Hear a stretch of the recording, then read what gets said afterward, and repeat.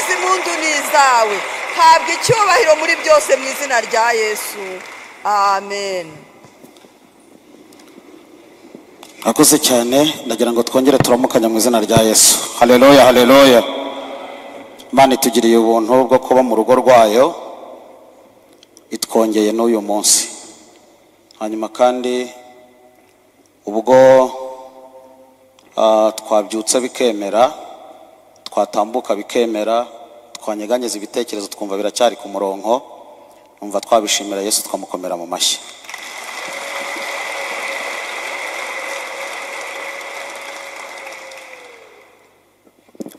Ndagira ngo dusome ijambo ry'Imana dusanga mu gitabo cya Yosuwa. Ndagira ngo mbabwire ko turimo tuganira kuva ejo, turi kuganira amagambo yanditse mu gitabo cya mbere cy'Ingoma, ibice 4 umurongo wa 9 n'uwa 10, ndetse igitabo cy'umuhanuzi Yeremiya igice cya 31 umurongo wa 4. Intego ni ya yindi aba twari kumwe ejo, turaganira ku nkingi enye Imana ijya yubakisha umuntu usenga. Inkingi enye Imana yubakisha umuntu usenga. Kubaje none nitwa Nyandwi Vincent, umubwiriza butumwa bwiza, nkorera umurimo w'Imana muri paruwasi ya Kinyinya. Umugabo ndubatse, mfite umugore tubyaranye abana 6, dutuye muri uyu mujyi wa Kigali. Imana iduhana umugisha.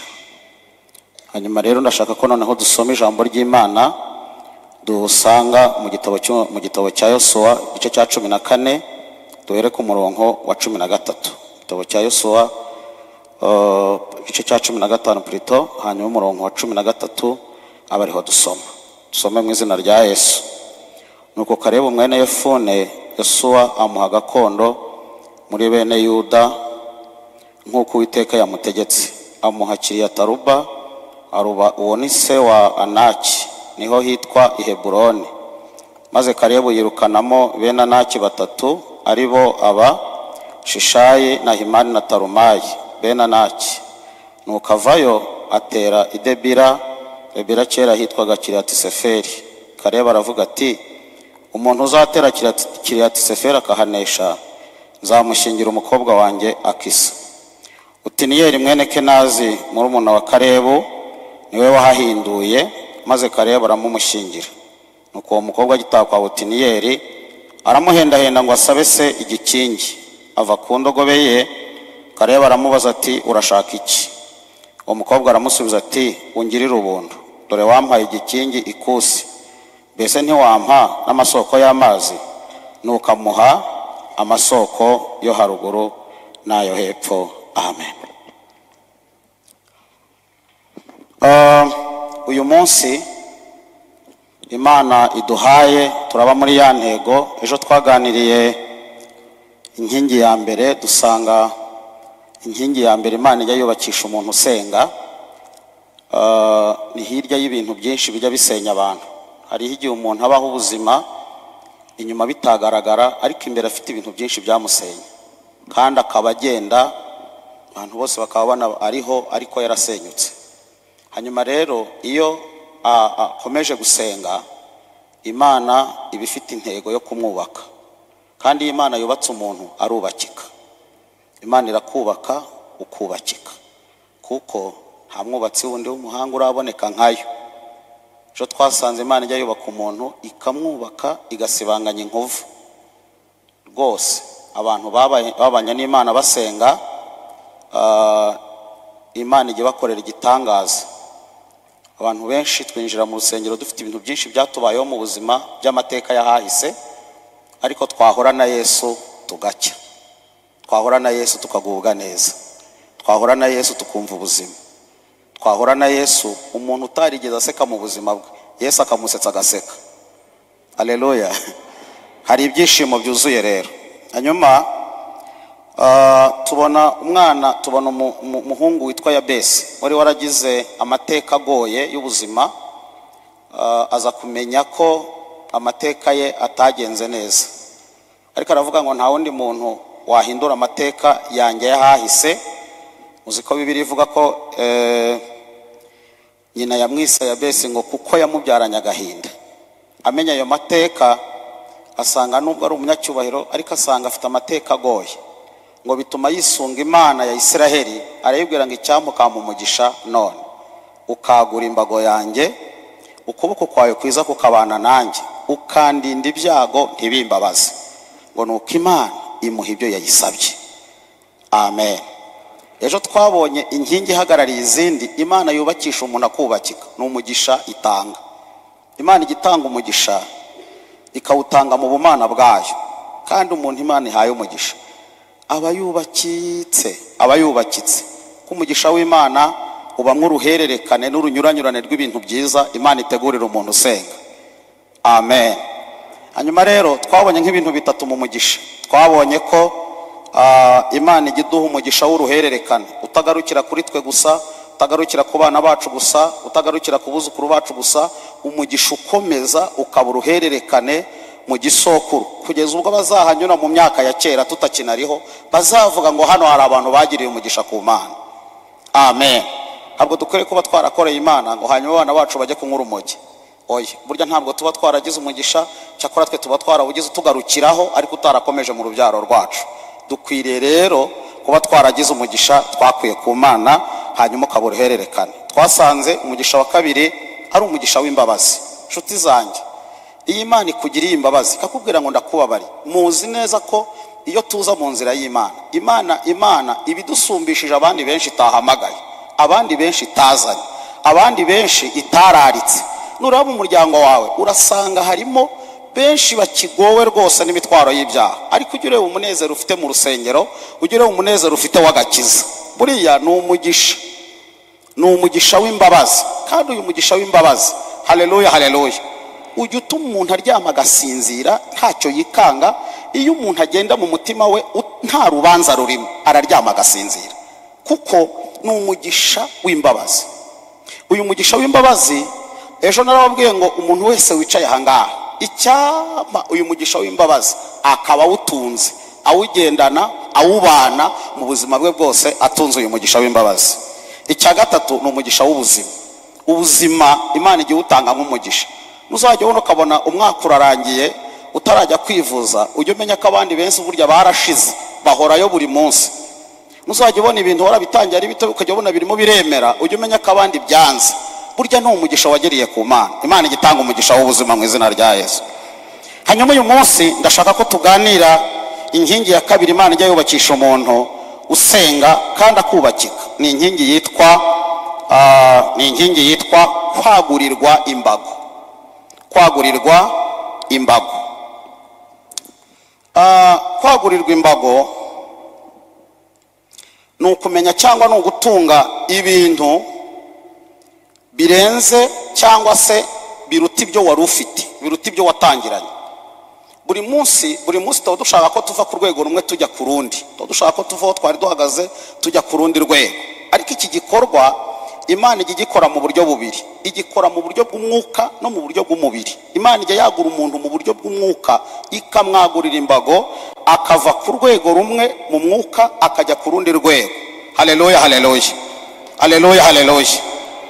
Imana ntabwo dukizwa ngo duhere kuri Yorodani, oya, dukomeza urugendo. Nigeze ahantu nayoboye, nigeze kubwira umuntu turi mu masengesho y'abagabo, ndamubwira nti nasenge.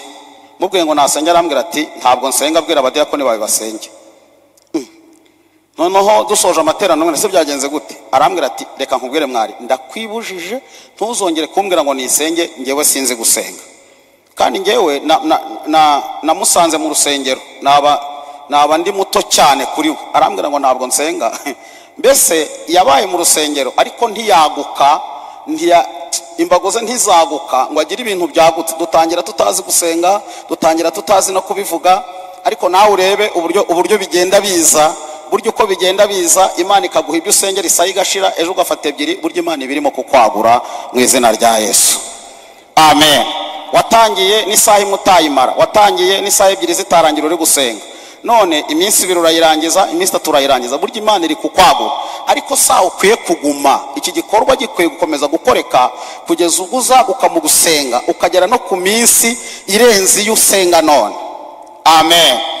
Noneho rero iki gikorwa ni igikorwa Imana ikora mu mwuka no mu mubiri. Imana ikagura imbago. uyu muhungu Yabesi aravuga ngo icyamba Imana ikagura imbago zanjye. Kandi nusoma Bibiliya uzasanga bivuga ko yari umunyacyubahiro, ariko akareba akabona nubwo ari umunyacyubahiro bitarenga ahagaze, bitarenga ahari, bituma senga aravuga ngo ndashaka kwaguka noneho nkagera ahandi nagera nkava ku rwego rumwe nkajya ku rundi. Twese turabyifuza, twese niko tubishaka, turumva twifuza kuva ku rwego turiho tukajya ku rundi rwego mu izina rya Yesu. Kandi Imana twicaye imbere irabishoboye, ifite ubushobozi bwo kudukura ku rwego turiho ikadushyira ku rundi rwego. Mu buryo bw'umwuka Imana ijya yagura umuntu akaguka. Dusomye umukobwa wa Kalebu wasabye neza cyane ngo yatashe kwa Otiniyeli, ariko agezeyo asanga n'ubukwe gusa bwabaye nta kindi cyabaye. Asanga n'ubwo ubukwe bwabaye ariko bazagira ibibazo by'ubuzima kuko badafite ahantu, nta hantu bafite, nta gikingi bagira, nta pariseri ntayo bafite, babona bazagira ibibazo. Ngo ahenda umugabo we aramubwira ngo uze kubwira data, uzabwire data ubukwe bwarabaye yarakoze, ariko umubwira azaduhe n'igikingi tujye tubona byibura aho twororera, tubona aho duhinga, tubona aho dukura ubuzima. Nshuti zanjye, numva urwego uriho ruguhagije, ndagira ngo nkubwire ko ejo uzasanga waribeshye, kuko isi iri guhindagura ibintu buri munsi. Dukwiriye kwaguka, dukwiriye kugera kure, dukwiriye gutera indi ntambwe. Amen, amen. Bibiliya ivuga ngo umuntu nibwira ko ari icyo azi akurikije ibyo yari akwiriye kumenya azaba ari ntacyo azi. Ahubwo Petero atanga inama aravuga ngo niba mufite kwizera mukongereho kumenya mukongereho gukunda mukongereho gukunda bene data. Urwo ruhererekane ruragaragaza ko ibyo nzi bidahagije, hari ibindi nkeneye kumenya mu mwuka nkabimenya, mu mubiri nkabimenya. Ari ibintu nkeneye kunesha mu mwuka uyu munsi wa none, mu bihe byatambutse bigenda binesha, ariko numva nkeneye gutera intambwe nkagira ibyo nesha mu izina rya Yesu. Amen. Noneho rero ubwo turi imbere y'Imana turaza kwibwira ngo turashaka ko twagurira imbago zacu zikaguka. Ibintu urwana nabyo none simbizi, ariko byanze bikunze dukwiriye kwagurirwa imbago zikaguka mu mwuka, bikagaragara kuri ku rundi rwego. Uyu mukobwa asaba si igikingi, na kigikingi kibahaye abona ntigihagije. Aravuga ngo igikingi nakizengurutse nsanga nta mazi arimo, kandi kuba nta mazi arimo n'ubundi imikumbi yacu zarumanga ntizabona amazi, natwe nta buzima tuzagira. Arongera aramubwira ngo ndakwinginze uzasabe data aduhe n'amazi. Bibiliya iravuga ngo uyu mukobwa ngo aza guhura na Samubona akiri kure, aramubwira ngo data we nkugirireho umugisha, ungirire ubuntu. Warakoze kuduha igikingi, nibyo wadukoreye ubukwe, waduhaye n'igikingi, warakoze, ariko twagize ibibazo nta mazi arimo. Bibiliya iravuga ngo ise abaha amasoko ya ruguru nayo hepfo. Amen. Aya masoko arakomeye mu buryo bw'umwuka. Hari ibintu Bibiliya itasobanuye byose kugira ngo umwuka azakora akazi ke agakoranye n'abigisha ijambo ry'Imana. Aya masoko abiri, isoko ya ruguru isobanura imigisha yose Imana itangira mu mwuka. Imana igitanga imigisha yo mu mwuka. Amen, amen. Ndaza kubabwira umusore wagize imigisha yo mu mwuka, agira ibintu anesha kandi abinesha atasenze. Agira ibintu afatira ibyemezo abinesha kandi atasenze, kubera ko yari yarasobanukiwe ko ibintu Imana yamuvuzeho biraremereye, atakwiye kubyayisha irari. Hanyuma ndaza no kubabwira n'undi musore nawe wagize umugisha yo mu buryo bw'umubiri. Iyi soko y'epfo isobanura imigisha yose yo mu buryo bw'umubiri. Aya masoko yombi agomba kubana akuzuzanya kugira ngo umuntu abe yagutse, imbago ze ziba zagutse. Akwiriye kuba afite aya masoko yombi, ayo mu mwuka n'ayo mu mubiri. Umuntu akwiye kuba yafite yombi. Kubera iki? Iyo umuntu atayafite yombi agira ingorane. Iyo umuntu yagize amasoko yo mu mwuka gusa ntagira yo mu mubiri agira ingorane. Ndazibabwira hano dufite umunezero, twasirimbye ntako tutagize. Ibi ngibi ntabwo wabibwira nyirinzu ngo uri gusirimba ngo none ngo urumva ngo ubwo nasirimbye neza ngo ube wihanganye ngo gusirimba kwanjye ngo urumva ngo nari ndi mu rusengero. Ibyo ntibimureba. Message iravuga ngo nubwo bwose mbona utari kubyitaho, ariko wibuke ko igihe cyo kwishyura inzu cyagize gute? Cyageze. Hanyuma kandi iyo amasoko yo mu mubiri yazamutse yonyine, ayo mu mwuka agasigara atazamutse, ugasigara utayafite, uba ugize ingorane ko ibintu byose uzajya wubaka mu buryo bw'umubiri ukabona birubakitse Imana itabirimo, abadayimoni bazabisenya kuko bidafite ikibikingira. Niyo mpamvu ugomba kubutunza aya masoko yombi mu izina rya Yesu. Muvuge ngo turayakiriye mu izina rya Yesu. Amen. Noneho rero aya masoko ya ruguru, ibi bintu Imana ikora mu mwuka, ibi bintu Imana yabikoreye Yosefu. Yabikoreye Yosefu ageze kwa Potifari. Bibiliya izivuga ibintu bikomeye kuri we. Nasomye ndaryoherwa, nasomye ibice 39 by'itangiriro umurongo w'8. Bibi asubiza amagambo meza, asubije nyirabuja, kandi yamusubije mu by'ukuri atari mu masengesho, atasenze. Ariko Yosefu yari afite inzozi yarose zizamugira umuntu ukomeye. Nyirabuja aza nk'ikigeragezo cyo gushaka kumwangiriza ejo hazaza hiwe, ariko arabivumbura, amenya ko atari nyirabuja, ahubwo ko ari umutego w'abadayimoni ushaka kumuriganya iterambere n'ibyiza Imana yagambiriye ku buzima bwe. Aramubwira ngo haleluya, haleluya, ibintu byose biri muri uru rugo databuja ntacyo atampaye, byose yarabimpaye, keretse wowe kuko uri umugore we. None nabasha nte gukora icyaha kingana gutya ngacumura ku Mana? Nabasha gukora icyaha kingana gutya ngacumura ku Mana? Bibutse ko aha hantu niwe wenyine na nyirabuja gusa, nta wundi muntu uhari. Kandi nka Yosefu muri iki gihe kuryamana na nyirabuja mu buryo bw'umubiri byari bifitemo undi munezero n'indi zindi nyungu nyinshi yamwerekaga, ariko zitari iz'igihe kirambye, ntabwo zari z'igihe kirekire. Abwira nyirabuja, aramubwira ngo sinabasha gukora icyaha ngo mpemukire Imana yanjye, kandi ibintu abimubwira atasenze. Amen. Erega kwirinda ibyaha ntibisobanura kubisengera amasengesho menshi, bisaba gusa gufata ibyemezo. Ko abantu bagiye basenga iminsi 40 bugaca bakajya kwishingira, ndabazi. Ariko umuntu ajya ahagarara akavuga ngo ngewe iki kintu sinzagikora, kuko hari n'abapagani badakora ibi bintu. Yosefu afata imyanzuro, haleluya, haleluya, haleluya, haleluya, atitaye ku ngaruka bishobora kumuzanira. Muzi ko umunsi umwe byamuzaniye ingaruka sifa kwa Mungu, ngo yinjiye mu nzu nk'ibisanzwe, agiye gukora imirimo ye nk'ibisanzwe. Nyirabuja arahamusanga, ajya kumufata. Agiye kumufata ngo afata umwenda yari yiteye. Yosefu ntiyarwana nawo, amusigira umwenda, amurusha imbaraga, asiga umwenda, arasohoka arirukanka. Mu mutima we yaribwiye ngo shobora gusiga umwenda nkajyana Imana iri muri nge, Imana iri hejuru y'ibintu byose, imyenda izayimpa kuko niyo yonyine ibifite mu biganza byayo. Ariko nisambana nkajyana imyenda, ningera hirya nzambara ubushwambagara, kuko Imana ibikora nayitakarije hariya. Iyo umuntu yagutse, iyo Imana yaguriye umuntu imbago, agira ibintu anesha. Haleluya. Dukwiriye kugira ibintu tunesha.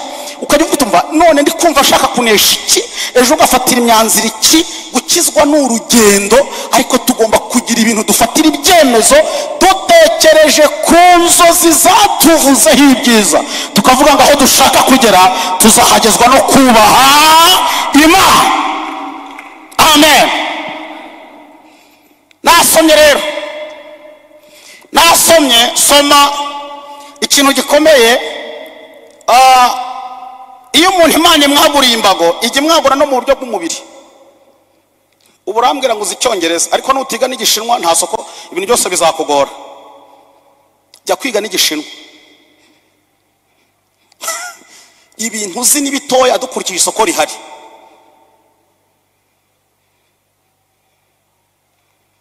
Najyaga nicara nkajya nitapa ngo narize, igipimo cyije gisanga ntarize. Ubu ndi kurwana no gusubira kwiga, kuko isoko rihari riratwoburije ibindi bintu. Kandi tujya dupfa ibintu by'amafuti, niba kubwira ko utize nyine wikwirirwa uburana. isoko rihari ntiringana nayo wize, ariko uracyafite amahirwe yo gusubirayo. Bwira Imana ikwagura ujyeyo. Amen. Imana yarakoze ngo yanzanye i Kigali, ngo Mana warakoze wagize neza. Bari kuvamo bagasubira mu ntara. Kubera iki? Ibintu bigendagenda kuba muri uyu mujyi wa Kigali nusanga utabifite uzagira ingorane. Bwira Imana ikwagurira imbago iguha ibintu bikwemerera kuba muri uyu mujyi wa Kigali. Imana yarakoze rwose, urikoza hano i Bugande ukarangura ntago utagize, ariko ibyo bintu uri kurangurira i Bugande umuntu wikoreje hariya mu Bushinwa ari kubizana akakubwira ati ibintu waranguriye i Bugande biragukoraho nta kintu uriho. Ariko turi imbere y'Imana ifite ubushobozi bwo kutwagurira imbago mu izina rya Yesu. Haleluya, haleluya. Turi imbere y'Imana ijya yagura imbago. Irabishoboye. Rero nabwo ko mu bintu dukwiye kuba dushimira Imana ni imbaraga zayo nyinshi. Imbaraga zayo zijya zinjira mu bidashoboka zikavanamo ibishoboka. Haleluya, haleluya. Noneho rero iyi migisha yo mu buryo bw'umubiri, nasomye umwana w'umuhungu Imana yaguye, ndaryoherwa ndanezerwa. Itangiriro 26:12 kuyu murongo tuwusome hanyuma tugere ku musozo dusenge Imana. Kwagurirwa imbago. 26:12 haravuga ngo Isaka abiba muri icyo gihugu, muri uwo mwaka yeza ibirushaho inshuro 100. Uwiteka amuha umugisha. Uwo mugabo aba umukire, agenda arushaho ageza aho yabereye umukire cyane. Imana ishimwe uri umukire, ariko ukwiriye kuba umukire cyane. Imana ishimwe warize, ariko ukwiriye no kwiga cyane. Imana ishimwe uratuye, ariko ukwiriye no gutura neza cyane. Abo mukire, haleluya, haleluya. Abo mukire, ibi bintu bibaye kuri Isaka birimo biramubaho mu gihugu kitari n'ikiwabo. Ni umugabo wagiye ahunze inzara, ni umugabo wagiye asuhutse. Uhunga abafite ibyo ahunze, ariko uhunze inzara warasuhuka. Asuhutse kubera inzara. Agezeyo ngo Imana imuhera y'umugisha. Abiba muri icyo gihugu yasuhukiyemo, yeza ibirutaho ku banyagihugu inshuro zingahe? Inshuro 100. Imana ikwagurira imbago. Haleluya, haleluya. Ibintu urimo, akazi ukora, Imana ikwagurire. Imana ikwagurire. Nukuri Imana ni ikwagurire mu izina rya Yesu.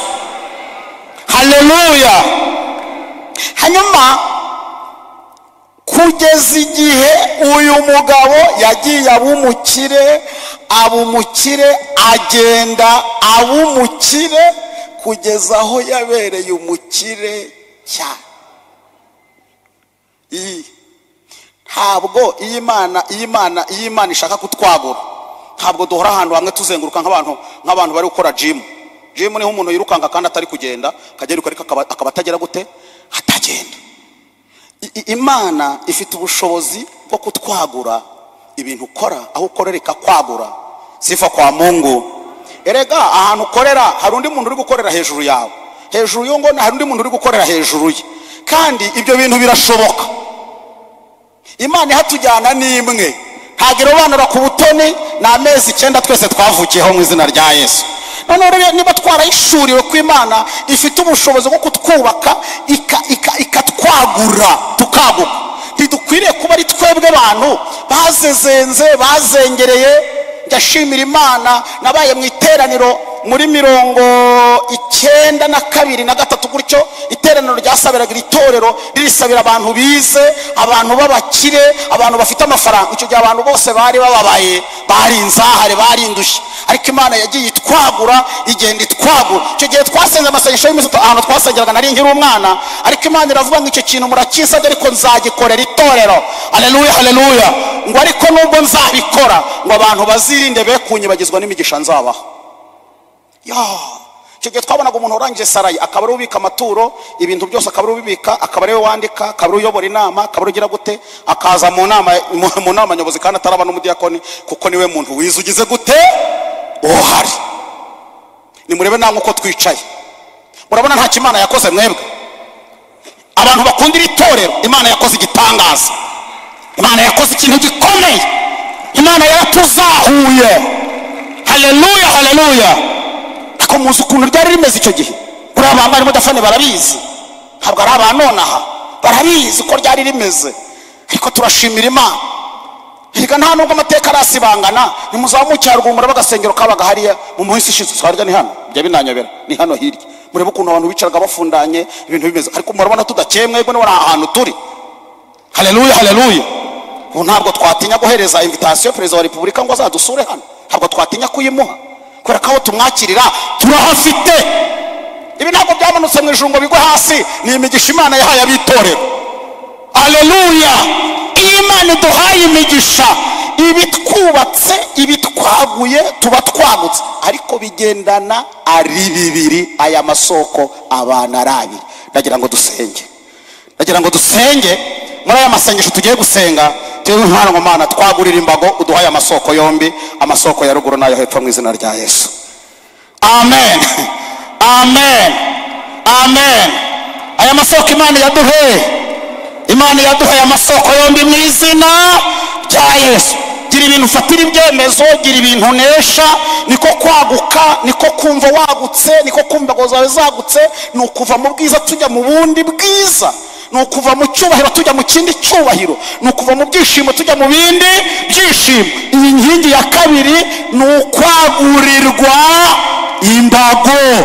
Imbago zawe zaguke, sifa kwa Mungu. Umuntu wumva gutavugana nawe kubera ibibazo mwagiranye, tera intambwe uzaba wagutse, umubwire ngo imbabazi zawe, imbabazi zo naraziguhaye mu mutima. Nuko nukwaguka, ntabwo uhora wikoreye abantu bagendana ngo mwana akoresheje kugira ngo bajye. No, dukwiye kwaguka mu izina rya Yesu. Haleluya, haleluya. Tugomba kwagurirwa imbago, tukinja 2026 tugiye mu munezero w'ibyishimo, mu mwuka turi amahoro, no mu mubiri turi amahoro mu izina rya Yesu. Muhaguruke dusenge Imana.